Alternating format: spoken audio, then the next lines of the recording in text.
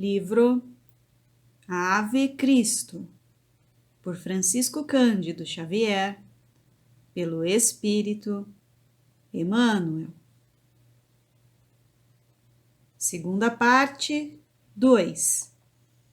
Sonhos e aflições.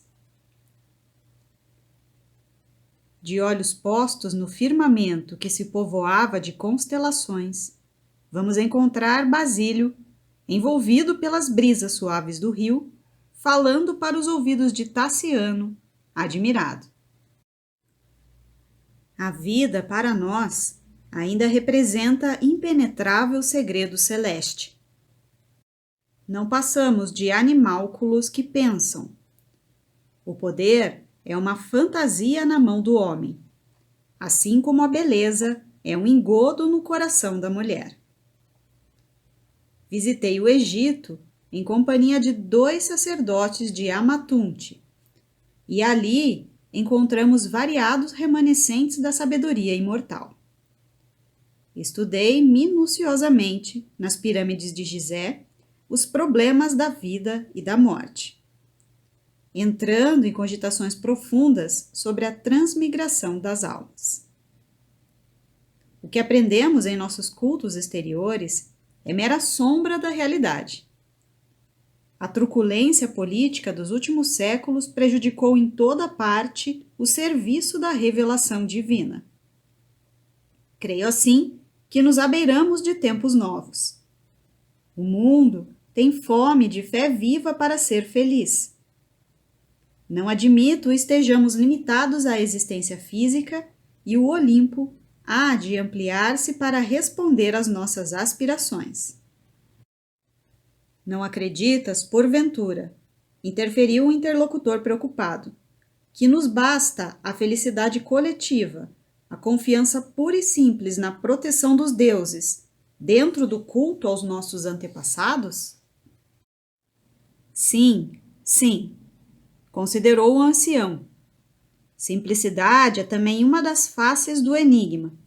Entretanto, meu caro, no caso do nosso tempo de incomensuráveis desequilíbrios morais, avulta o problema do homem. Não somos bonecos nos tentáculos da fatalidade. Somos almas usando a vestimenta de carne em trânsito para uma vida maior. Pesquisei em todas as grandes estradas da fé, nos arquivos da Índia Védica, do Egito, da Pérsia e da Grécia, e em todos os instrutores veneráveis, observei a mesma visão da glória eterna a que somos destinados. Tenho de mim, para comigo mesmo, que somos um templo vivo em construção, através de cujos altares se expressará no infinito a grandeza divina. Nas experiências da terra, porém, conseguimos edificar tão somente os alicerces do santuário, prosseguindo, além da morte do corpo, na contemplação da obra sublime. Nas lutas da existência animal, desenvolvemos as potencialidades do espírito, habilitando-nos à elevação aos pináculos da vida. E depois de uma pausa em que parecia refletir quanto aos conceitos que enunciara, ponderou. Por isso mesmo, o problema é muitíssimo mais vasto. É indispensável saibamos destacar a dignidade humana, imanente em todas as criaturas. Escravos e senhores são filhos do mesmo Pai. O amigo que lhe registrava atentamente as palavras objetou de chofre. Igualdade? Isso, porém, viria a contrariar a estrutura de nossa organização social. Como nivelar as classes sem ferir as tradições? O velho, contudo, sorriu calmo e acentuou. Meu filho, não me refiro à igualdade por violência, que viesse enfileirar na mesma categoria bons e maus, justos e injustos. Reporto-me ao imperativo de fraternidade e educação. Compreendo que a vida é semelhante à grande máquina, cujas peças vivas, que somos nós, devem funcionar harmonicamente. Há quem nasça para determinada tarefa, à distância da nossa, como existe quem veja o caminho comum de maneira diferente dos nossos olhos. Atentos à certeza de que nosso espírito pode viver na Terra vezes inumeráveis, modificamos o curso de nosso trabalho, de existência a existência, como o aprendiz de letras primárias evolve, pouco a pouco, para as mais altas expressões de cultura. Não vemos, pois, como nivelar as classes, o que seria impraticável. O esforço pessoal e o mérito resultante são fronteiras naturais entre as almas, aqui e além. A hierarquia existirá sempre como sustentáculo inevitável da ordem. Cada árvore produz segundo a espécie a que se filia, e cada qual merece mais ou menos estima segundo a qualidade dessa mesma produção. Substituamos assim as palavras senhores e escravos por administradores e cooperadores, e talvez atinjamos o necessário equilíbrio em nosso entendimento. Buscando suavizar o diálogo, o ancião fez pequeno intervalo e acrescentou sorridente. Precisamos de mais humanidade para sermos realmente humanos. Não é justo o cativeiro da sensibilidade e da inteligência, e, a fim de que o nosso mundo se adapte à perfeição que o espera, é imprescindível tenhamos bastante coragem de raciocinar em termos diversos daqueles que vão regendo a nossa jornada coletiva, de milênios para cá. As condições de luta e aprendizado na Terra alterar-se-ão totalmente quando compreendermos que somos irmãos uns dos outros. Taciano, na essência, não esposava semelhantes pontos de vista.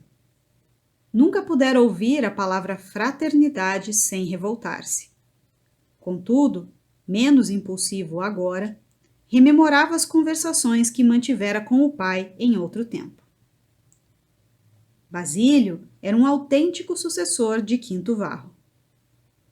Admitiu que o novo amigo estaria igualmente impregnado da mística dos nazarenos, mas detestava ainda o cristianismo para fazer qualquer pergunta. Para ele, as divindades olímpicas deveriam ser obrigatoriamente objeto de exclusiva adoração. Anos antes, teria explodido em considerações rudes e contundentes, mas o sofrimento moral lhe havia alterado o modo de ser, e, no fundo, não desejava desfazer tão bela amizade. Por essa razão, procurou desviar o entendimento e, fixando-o no aspecto filosófico, inquiriu: julgas então que vivemos outras vidas? Que já respiramos juntos em outros climas? O velho bem-humorado afirmou convicto: não tenho qualquer dúvida, e assevero ainda mais que ninguém se encontra sem objetivo. A simpatia ou a antipatia não se fazem num minuto. São obras do tempo. A confiança com que nos entendemos, os laços de afeição que nos aproximam desde ontem, não constituem simples eventualidade. O acaso não existe. Certamente, forças superiores e intangíveis nos reúnem de novo para algum trabalho a realizar. Procedemos do passado, assim como o dia de hoje é a continuação do dia de ontem, na sequência das horas. Na Terra, experimentamos e somos experimentados, em marcha constante para outras esferas, e de mundo em mundo, como de degrau a degrau, alcançaremos a gloriosa imortalidade. As considerações transcendentes de certo iriam longe, mas Lívia e Blandina surgiram, de súbito, e os convidaram prazenteiras para um leve repasto de frutas e refresco. Os dois amigos aqueceram contentes.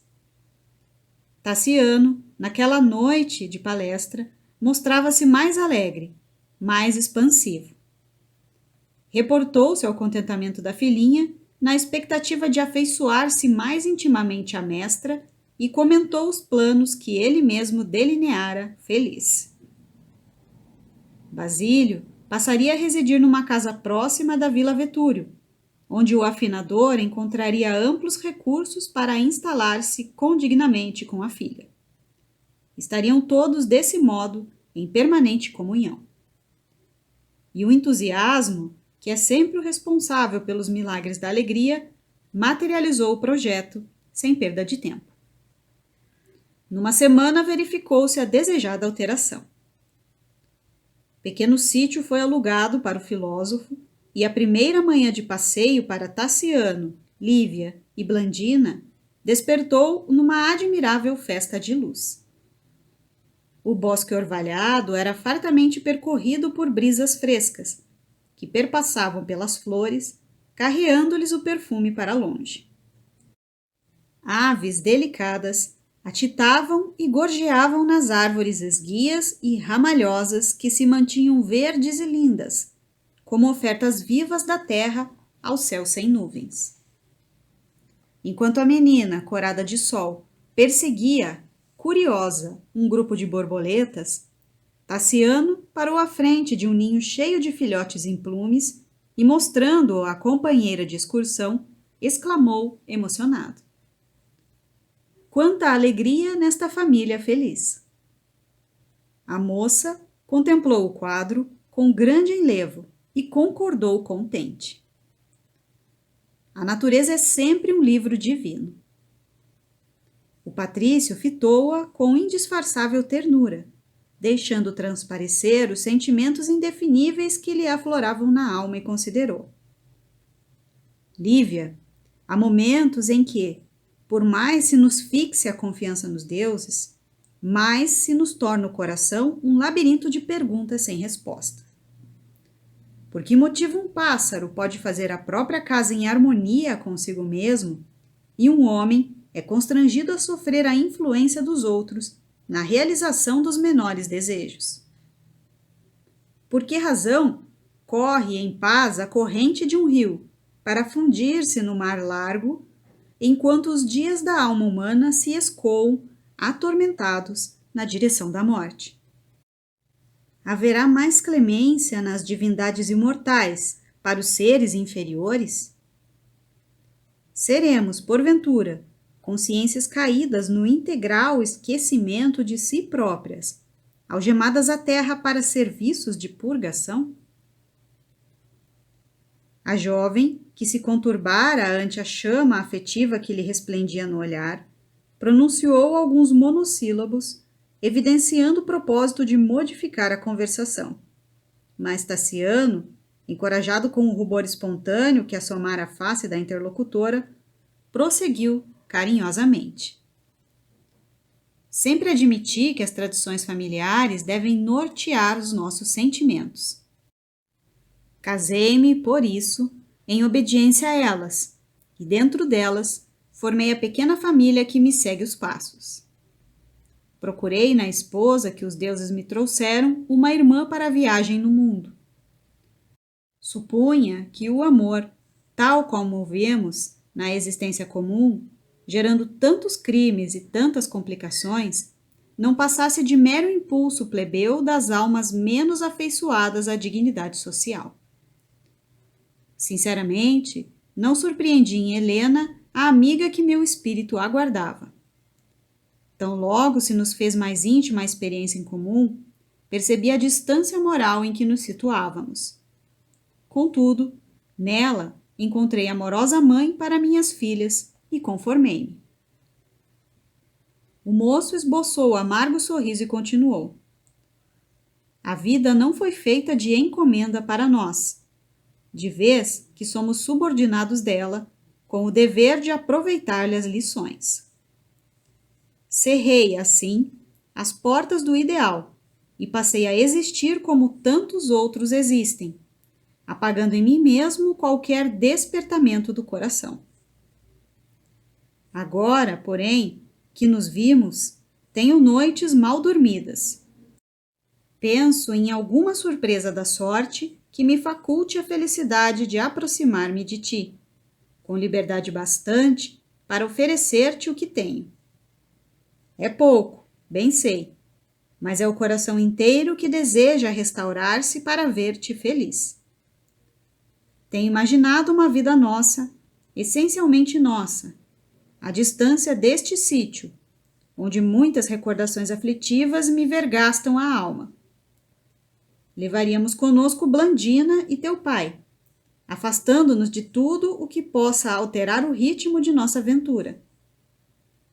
Mas seria justo imaginar um plano tão arrojado sem ouvir-te? O moço fitou-a com enternecimento, ansioso por verificar-lhe o estado da alma, notando-lhe a ternura nos olhos marejados de lágrima que não chegavam a cair. Conhecemo-nos há alguns dias, prosseguiu o moço romano sensibilizado. Entretanto, guardo a impressão de que somos velhos amigos. Minha esposa e a primogênita, que se afinam imensamente uma com a outra, demorar-se-ão largo tempo em Roma. Não desejo acusá-las de ingratidão, mas tenho razões para supor que ambas não registrariam, por muito tempo, a ausência de Blandina e a minha própria ausência. Somos em casa duas pessoas colocadas à margem. Tenho refletido, pois, na possibilidade de uma renovação. Não julgas possível a nossa felicidade em outra parte? Abandonaríamos as Galhas e procuraríamos uma terra diferente, na Ásia ou na África. Relanceando o olhar pelo arvoredo farto, continuou.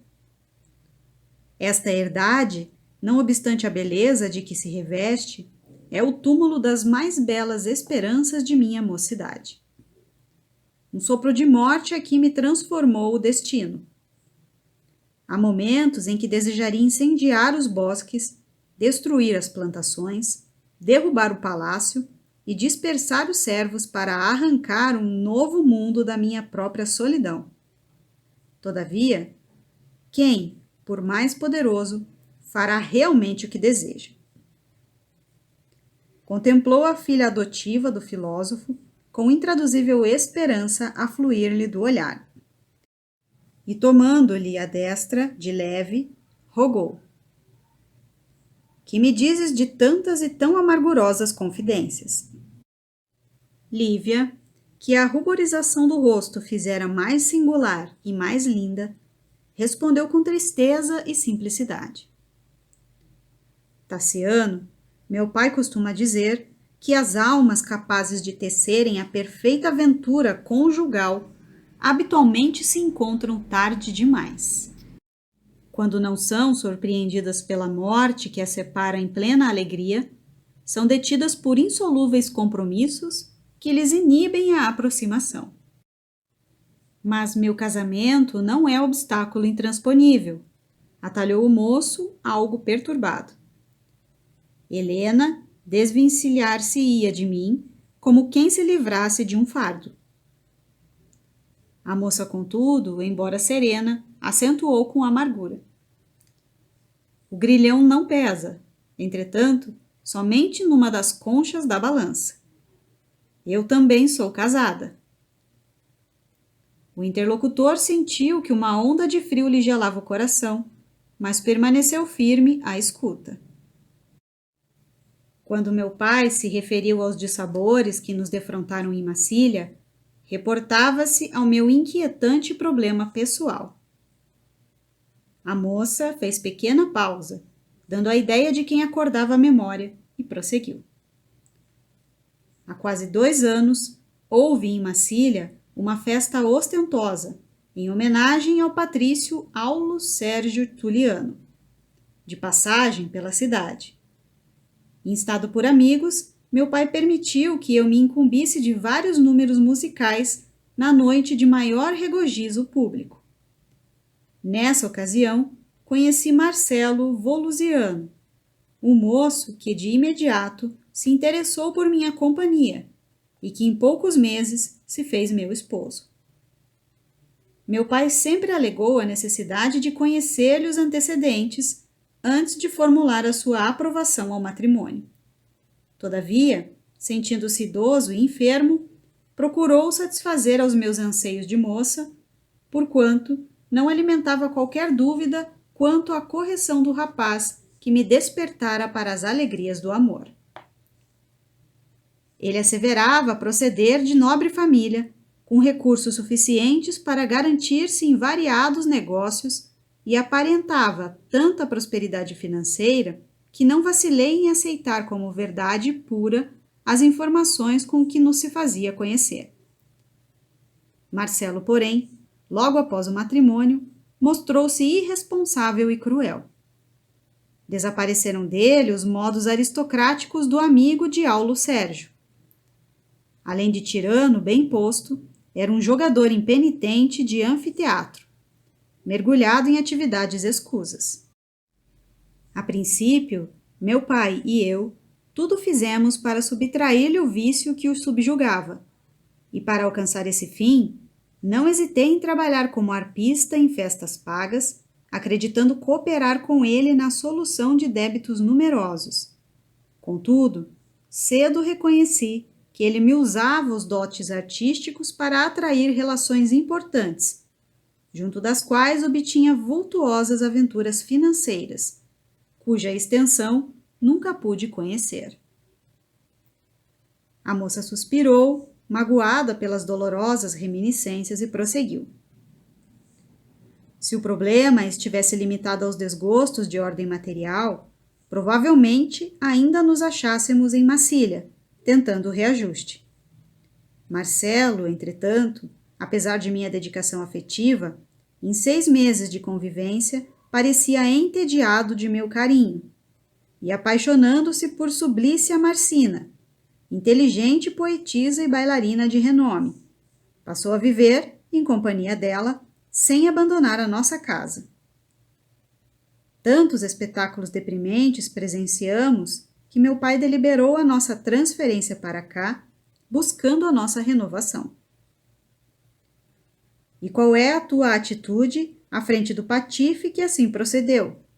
Atalhou Tassiano sob forte impulsividade. Como toda mulher, esclareceu Lívia, cuja profundez filosófica, aliada à frescura juvenil, tornava admirável naquela hora.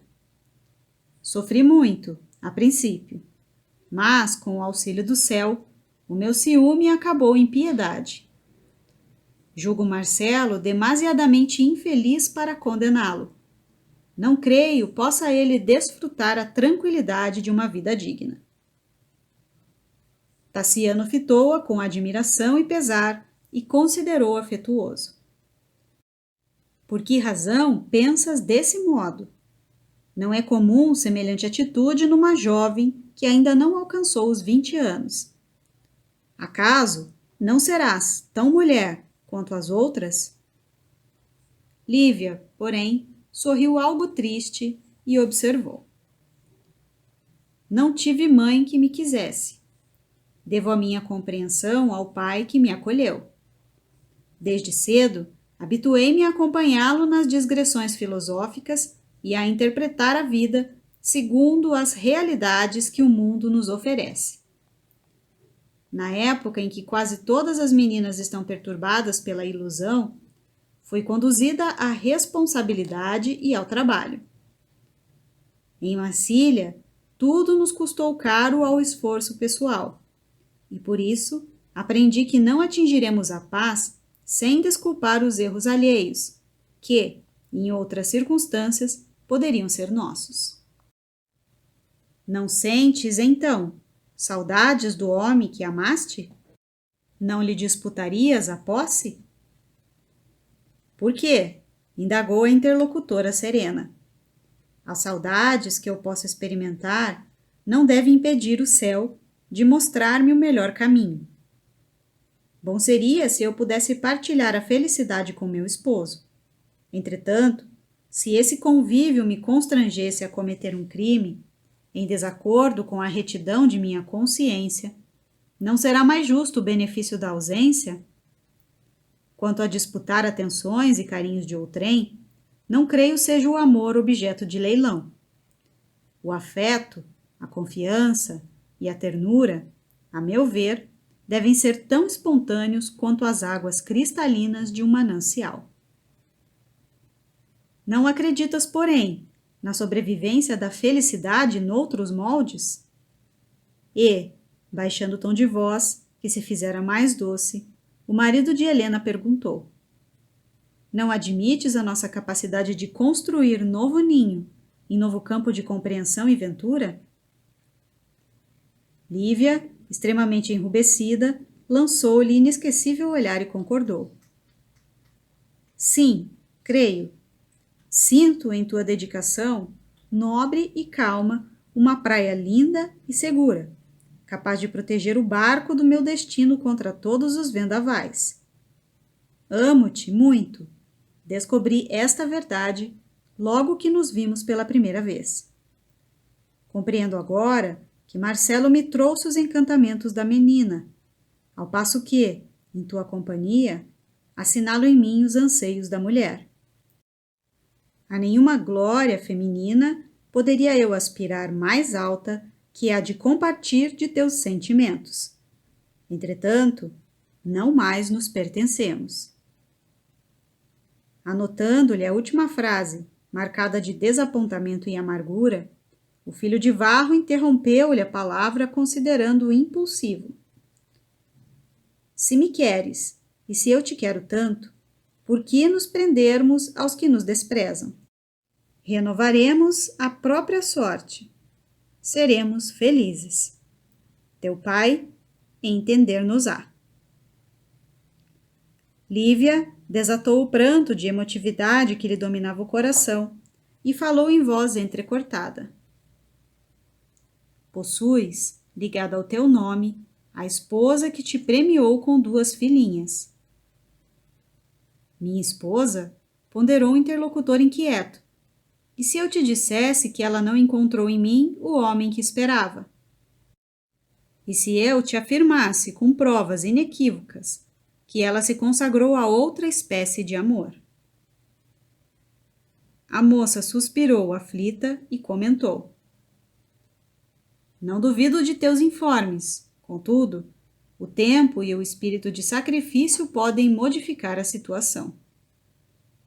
E, indicando a menina que brincava distante, acrescentou com firmeza.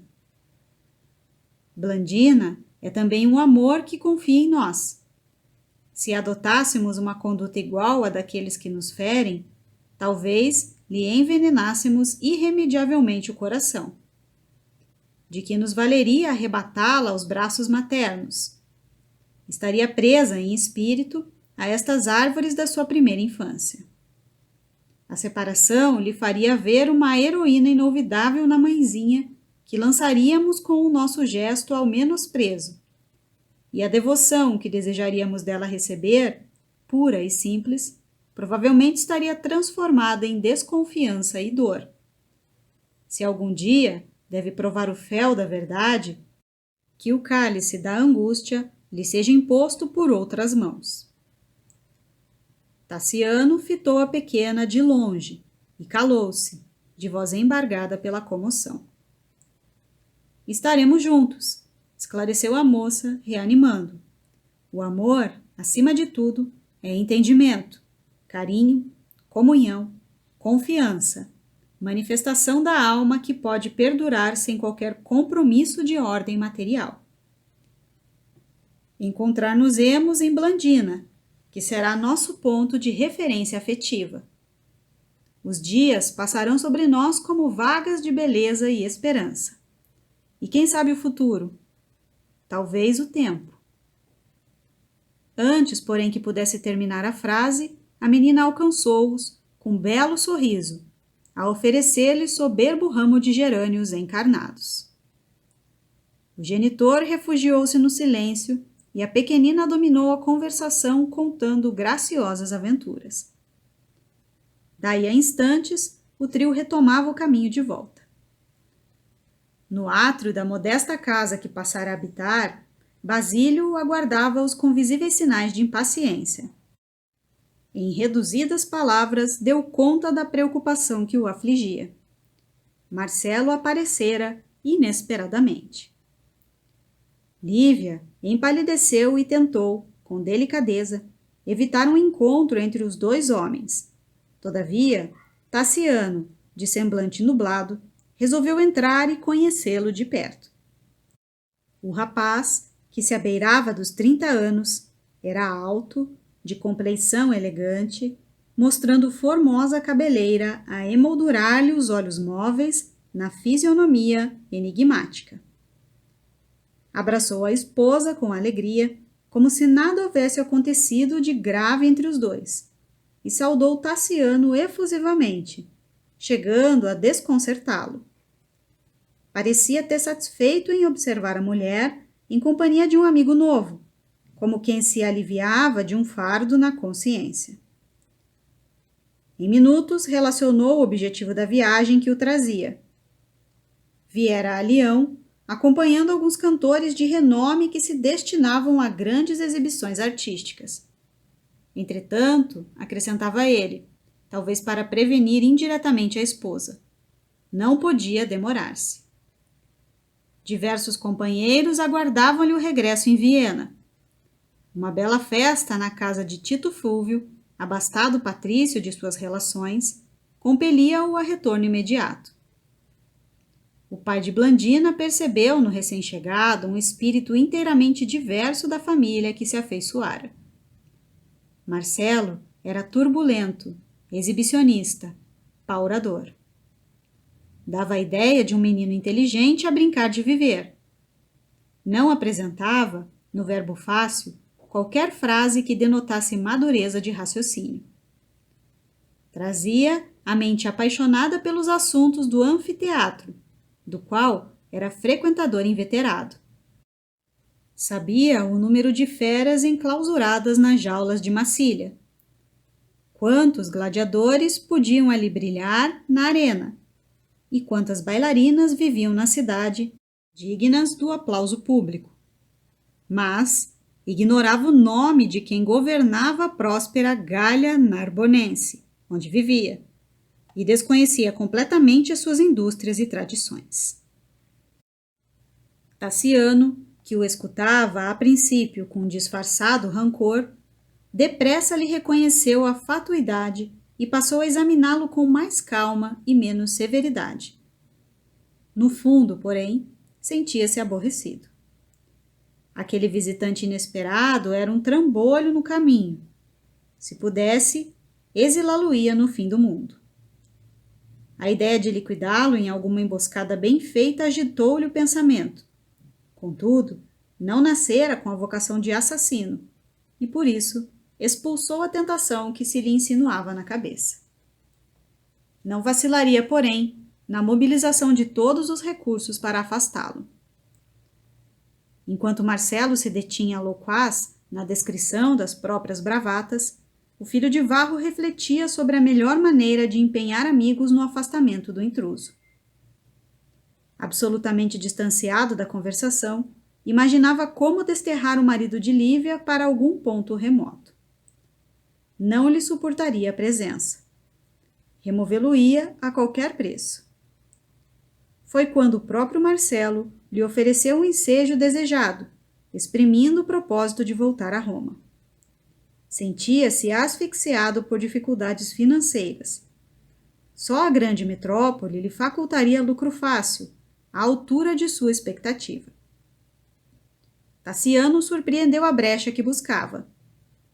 Mostrou radiante expressão no rosto e esclareceu que podia apresentá-lo a Cláudio Lício, sobrinho do velho Eustásio, que a morte já havia levado, e que em Roma se fizera acatado na organização e direção de jogos no circo. Crescera em Leão, de onde partira demandando aventuras coroadas de êxito, e fizera-se benquisto de muitos políticos que lhe não negariam cooperação e favor. Marcelo, de certo, encontraria excelente colocação para os seus dotes intelectuais, orientando artistas diversos. Havia tanta segurança na palavra do novo amigo que o genro de Basílio, entusiasmado, lhe aceitou a proposta sem hesitar. Expressiva mensagem foi escrita. O filho de Quinto Varro pedia ao companheiro de mocidade ocupasse o recomendado em algum encargo rendoso e condigno. Lida a carta, Marcelo prorrompeu em bombásticos agradecimentos e, sem qualquer consideração para com a mulher e com o sogro, decidiu a viagem para Viena no mesmo dia. Prometeu tornar em breve, a fim de combinar com os familiares quanto ao futuro. Referiu-se às virtudes da companheira, como se devesse alimentar-lhe o carinho à custa de elogios, e reafirmou ao velho 1000 protestos de amizade e admiração. E a afeição de um pássaro inquieto, feliz por ver-se livre, despediu-se ruidosamente, descendo com os outros amigos para a cidade próxima. Começou, então, para a Vila Vetúrio, formoso período de harmonia e restauração. 3 noites por semana, o palácio era abrilhantado com música primorosa e conversação sadia. Enquanto Lívia e Blandina cantavam ao som de harpas e alaúdes, Tassiano e Basílio comentavam Hermes e Pitágoras, Virgílio e Upiniano, em preciosos torneios de inteligência. Semanas e semanas de felicidade corriam, céleres, quando Teódulo regressou à herdade trazendo notícias. Helena dirigia ao esposo longa carta, comunicando-lhe a determinação de permanecer em Roma por alguns meses, não só para satisfazer ao genitor doente, como também para solucionar o problema da filha. Galba, fatigado de prazeres, parecia disposto a desposar Lucila. Era simples questão de tempo. Tassiano não prestou maior atenção ao assunto e passou a dispensar ao preposto de Opílio glacial tratamento. Teódulo percebeu-lhe a frieza e jurou vingar-se. Astuto e malicioso, compreendeu que entre o marido de Helena e a filha de Basílio existiam os mais estranhos laços de afeto, e imaginou-lhes as relações mais íntimas, segundo os pensamentos escuros de que se alimentava. Absteve-se de qualquer visita pessoal ao filósofo, mas, ciente de que o velho e a jovem se ausentavam de casa, uma noite por semana, com destino ignorado, acompanhou-os, sutilmente, certa feita, vindo a saber que ambos eram cristãos, frequentando discretamente o culto detestado. Guardou segredo e entrou em regime de grande reserva, e não menor isolamento, apenas comunicando a Tassiano que trazia ordens de Vetúrio para viajar entre Leão e Roma, enquanto Helena estivesse no domicílio paterno, tantas vezes quantas se fizessem necessárias. A vida prosseguia sem surpresa e sem saltos. O filho de Varro, novamente feliz, não suspeitava que a dor lhe sitiava o destino, com dureza implacável.